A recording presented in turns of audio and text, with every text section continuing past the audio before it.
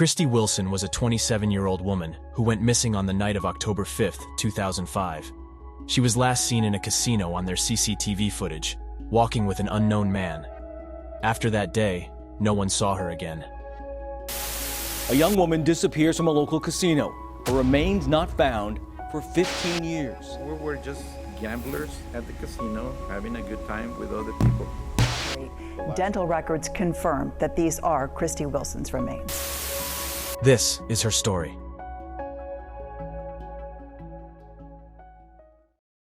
Christie Wilson was born in Los Gatos, California in January 1978.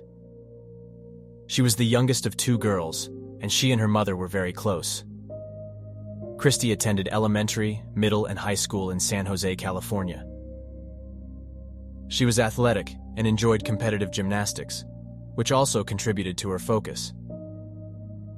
She was also a great student, very social, and a cheerleader in high school.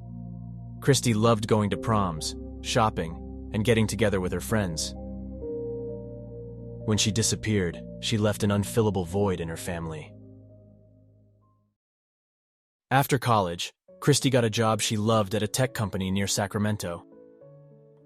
In her free time, she liked to play blackjack at a local casino, where she eventually met her boyfriend, Danny Burlando. Christie lost her job due to a high-tech crash, and she moved back in with her parents in San Jose. She eventually got a job offer in San Francisco and embraced the chance for a fresh start.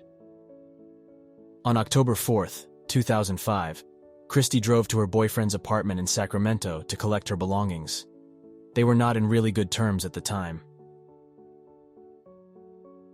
After that, Christie went to the Thunder Valley Casino Hotel to try her luck at gambling. Danny stayed at home with his family for dinner. That was the last time anyone she knew saw her alive. 2 days later, Burlando called Christie's mother to tell her that something was wrong. 2 days later, our phone rang at 10 o'clock at night. Danny had told my husband that Christie was missing for 2 days. I thought, I need to know what the heck's going on. What has happened? Danny said that Christie came to the apartment on October 4th. That night, he had a dinner with his family. Him and Christie went to Thunder Valley Casino, and that was the last anybody saw of her. Burlando said to the police that before he reported her missing, he called jails, hospitals, and his friends. He drove 30 miles to Thunder Valley Casino, where he eventually found her car. He said, the car was parked and appeared to be untouched. Burlando tried to contact Christine via phone, tried to page her, and even left multiple voice messages.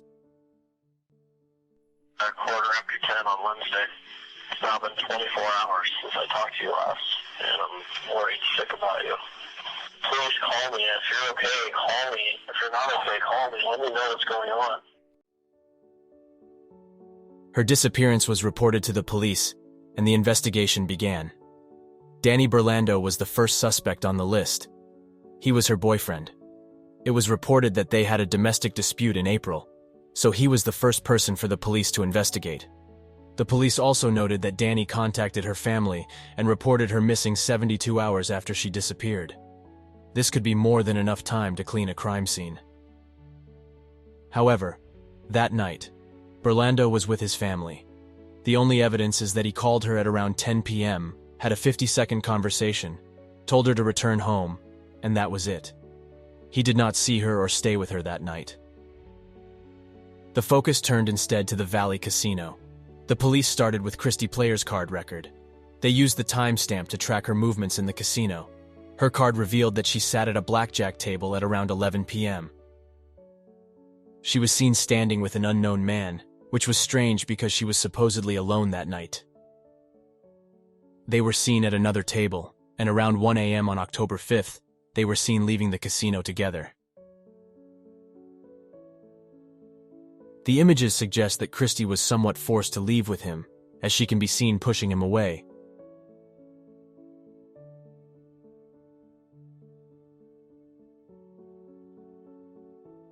They were last seen in the parking lot by the cameras. This was the last time that Christie was seen alive. The investigation focused on the unknown man. They were able to track his player card and match the timestamps to Christie's. Police identified this man as Mario Garcia. Garcia was a 52-year-old man who was also playing at the casino at the time. The police indicated that Mario was a family man with 2 sons and was somewhat successful in his IT career. He presented as a nice guy. The police went to Garcia's home to ask him questions about that particular night. They said that Mario was cooperative and denied any involvement in the case. He said that he did not see her after that night and gave his account of what happened. Detective Don Murchison, who was the first to interview Mario, said, Mario said, the last time I ever saw her, we were walking out towards my car. She said she lost her phone. She started walking back into the casino. And that was the last time I saw her. They went back to the casino to corroborate Mario's story. However, Christy was never seen returning to the casino. The police did notice that when Mario's car was seen leaving the casino, he appeared to be alone and Christy was not seen with him.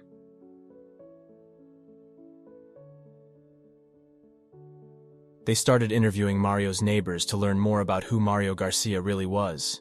However, they found nothing suspicious. Neighbors said that Mario was a good person who was always looking out for others and was always willing to help. They also were able to find Christy's phone at one of the tables in the casino. This made Mario's story more credible, as it supported his claim that Christy did not leave the casino with him and that she went back to try to get her phone. The police were baffled that there were no more clues or leads. Christy's boyfriend was thoroughly investigated. He was questioned, but there was no evidence. There were no leads pointing to him. Christy's mother did not want to give up. She pushed to keep investigating Mario. He was the last person who was with her, and there was no way his story was all there was. They started investigating Mario's background. That is where they found out that Mario was not really the good guy everyone claimed him to be. The police found 2 very chilling incidents when they started searching Mario's records.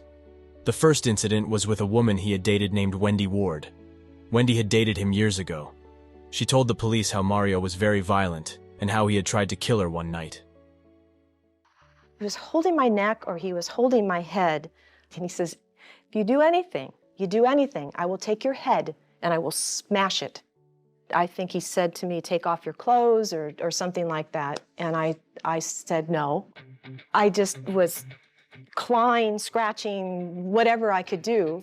Then he started to choke me. I couldn't breathe. I couldn't breathe.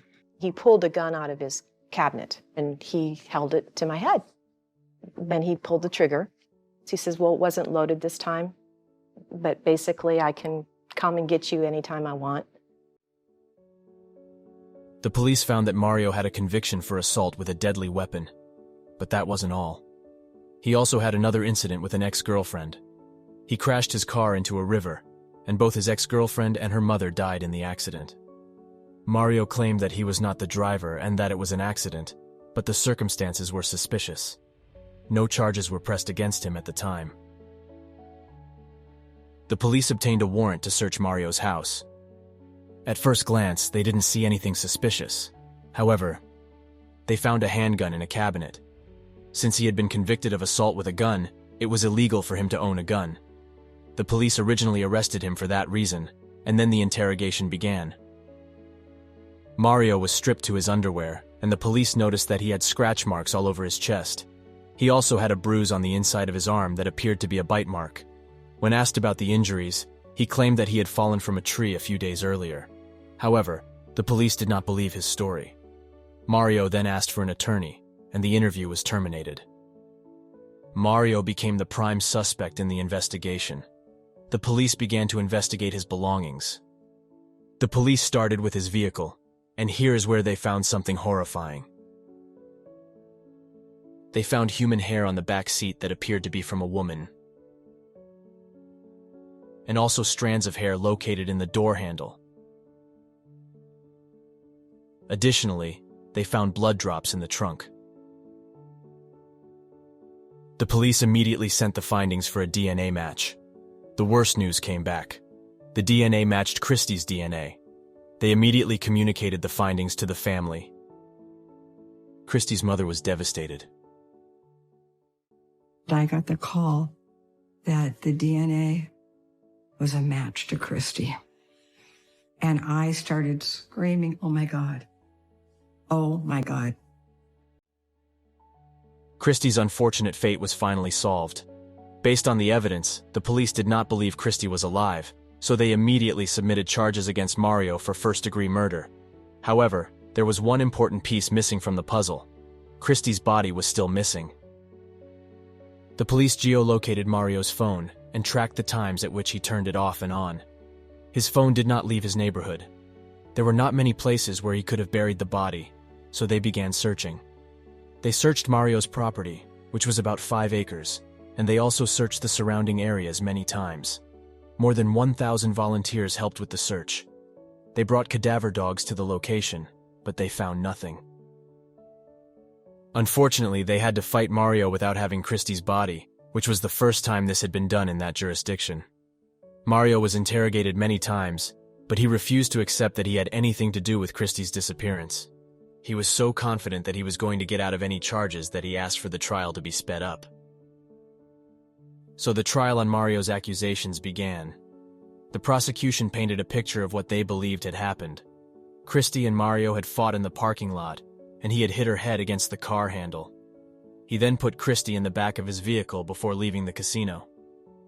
At an unknown location, he tried to assault her, and she fought back, which may have been the reason why he ended her life. Finally, he put her body in the trunk and moved Christy to the location where he buried her. The jury listened carefully. Christy's family knew that if they found Mario not guilty due to a lack of a body, he could not be retried even if the body was later found. This was a gamble, as there was a high chance that Mario Garcia could be found not guilty despite the evidence presented. However, in January 2007, 2 years after Christy's disappearance, the jury found Mario Garcia guilty of first-degree murder and sentenced him to 59 years to life in prison. This sentence was enhanced by the assault he had committed against Wendy Ward. Christy's family finally felt that justice was served. However, they never stopped looking for Christy's body. They had searched Mario's property many times with tools and different equipment, but nothing was found. The police and family never gave up. They came to the house many times. They searched everywhere. Mario had a water tank on his property. They emptied the tank completely to make sure they looked everywhere. Until one day, Mario's son gave a clue that they couldn't ignore. His son had told the investigators that Mario was acting normal during the time he was being investigated. However, one particular day, he and his father were going to a soccer game. His father told him without any doubt that he was not going, even though he had promised to go. His son then saw him with digging equipment and digging on the property. Mario often did this to terraform his property. However, he said that this time was different. He had a determined look in his eyes and didn't look normal. That lead made the detectives come back one more time on August 2020, but with heavier equipment. This time, they contacted a company that specialized in ground radars. They were determined to find her body this time. They dug for several hours. They found 6 potential spots where the soil did not look solid on the radars. They dug the first place. They found nothing. They dug the second location. Nothing. But at the third location, they were shocked. After digging a few feet, one of the officers spotted what looked like a human bone. They started digging more and more, and they were able to find a full skeleton. They sent the bones for testing, but they knew in their hearts that they had finally found Christy's body. They had been looking for her body for 15 years. Christy's family was finally informed that the body had been found. Christy's mother did not know how to react. She felt sad, but at the same time, she was happy that she had finally been able to find her daughter and give her a proper burial. The results came back positive, confirming that this was Christie Wilson's body. Forensics performed an autopsy on the remains, and they were able to find that she had her nose broken and her arm broken. However, they were not able to determine the cause of death at this point.